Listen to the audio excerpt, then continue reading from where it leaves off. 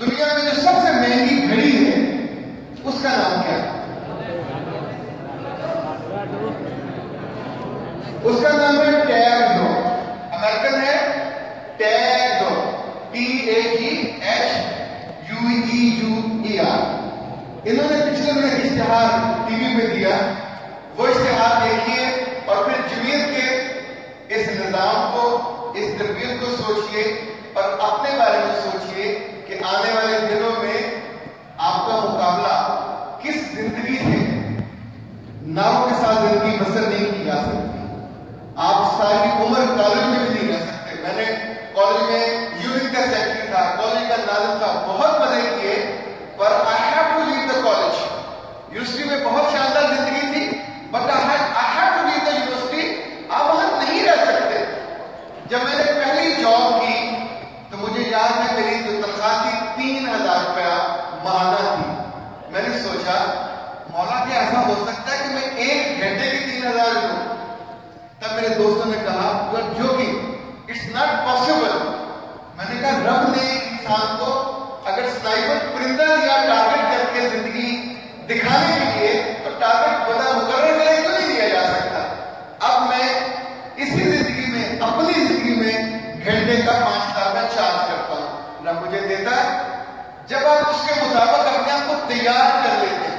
ابھی پچھلے دنوں ملائیشیا تو 18 ملکوں سے لوگ آئے ہوئے تھے جن کو میں نے ٹریننگ دی. آپ جسٹ فیلنگ بلیسنگ کیا ہے, رحمت کیا ہے, نعمت کیا ہے. پاکستان کو لوگ کہتے ہیں برا ملک ہے, ایسا ملک ہے, ویسا ملک ہے. اس پاکستان نے, اس جمعیت نے مجھے پہچان دی کہ میں نے سیکھا, ڈگریاں مکمل کی, پھر باہر جا کے لوگوں کو جب پڑھایا تو اپنے ملک کی عزت کا باعث بنا. تو I was talking about, تو آپ ریس سے باہر ہو جاتے ہیں. یہ ریس گھوڑوں پہ بھی کی جاتی ہے. گھوڑے پہ بیٹھتے ہوتے ہیں, گھوڑے کراس کرتے ہیں.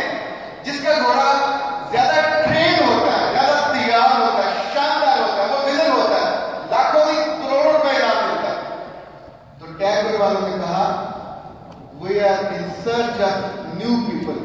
یہ جو کالجوں میں پڑھتے ہیں, یونیورسٹیوں میں پڑھتے ہیں, سب نے جاب کرنی ہے نا, سب نے کیریئر میں جانا ہے. سو ریمبر ون تھنگ, لوگ کن کا انتظار کرتے ہیں, لوگ کن کی عزت کرتے ہیں, زمانہ کس کی ڈیمانڈ کرتا ہے, کس طرح کے لوگ, کن خوبیوں کے لوگ, کن صلاحیتوں کے لوگ, کن سکلز کے لوگ, کس اخلاق کے لوگ, کس رویے کے لوگ. انہوں نے ایک ہرڈل ریس دکھائی جس میں دیر آر ہرڈلز, لیکن وہ ہرڈلز لکڑی کے نہیں تھے, دیور بلیڈز, اسٹینلیس اسٹیل کے بلیڈز. اور دا میسج واز کہ دس از لائف. اگر آپ میں کم صلاحیت ہوئی, اگر آپ کی ڈگری کمزور ہوئی, اگر آپ کی پرسنالٹی کمزور ہوئی, اگر آپ کا ہنر نہ ہوا, اگر آپ بولنے میں اچھا نہ ہوئے, لکھنے میں اچھا نہ ہوئے, سمجھنے میں اچھے نہیں ہوئے, رویے میں اچھا نہ ہوئے, اور آپ کی سکلز کمزور ہوئی, تو جس لمحے آپ کی ایڑی یا انگلی ٹچ کرے گی اس بلیڈ کے ساتھ, کیا ہوگا؟ کٹ جائے گا, بدن کٹ جائے گا, وہ انگلی آپ کے ساتھ باقی نہیں رہے گی.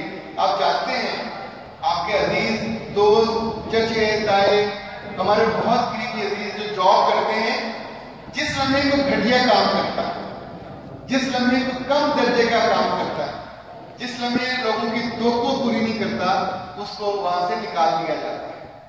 میں آج کتنے لوگوں کے سامنے اپنے خدا کو اس بات میں شکریہ ادا کرنے لگا ہوں کہ اسلامی حکمت اللہ میں آنے کے بعد مجھے بہت فائدے ہوئے, لیکن سب سے بڑا فائدہ یہ ہوا کہ رب نے میری نظروں کو پاکیزہ بنایا.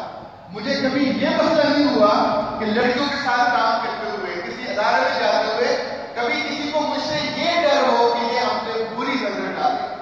یہ اتنا بڑا نعمت, اتنا بڑا کرم, اتنا بڑا احسان ہے.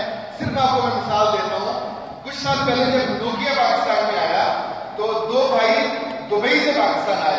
انہوں نے آ کے لارنس روڈ میں نوکیا کمیرا کے نام سے کمپنی بنائی, اور پہلی دفعہ پاکستان میں 90 لاکھ روپے کا, یہ جس سے بورڈنگ لگا ہے, 90 لاکھ روپے کا بورڈنگ لگایا نوکیا کمیرا کے نام سے. پھر انہوں نے لاہور کے چاروں طرف, جہاں سے لاہور سٹارٹ ہوتا ہے, شارجہ سے پیچھے کالا شاہ ٹاپو, وہاں لگا. ہر सिर्फ नोकिया कमीरा होना लगा, इतनी बड़ी कंपनी बनी, उन्होंने मेरी इज्जत को लूटना चाहा, इसलिए मैंने जॉब छोड़ दी। किस बात का 2 लाख, किस बात का 2.5 लाख मैंने से पैसे कब लिए? और उसका जवाब ये मिला कि दोनों भाइयों को अपना घर, अपना दफ्तर, अपना बिजनेस छोड़ के पाकिस्तान से भागना पड़ा। और नोकिया कमीरा यूं मुंह के बल जमीन पे गिरी।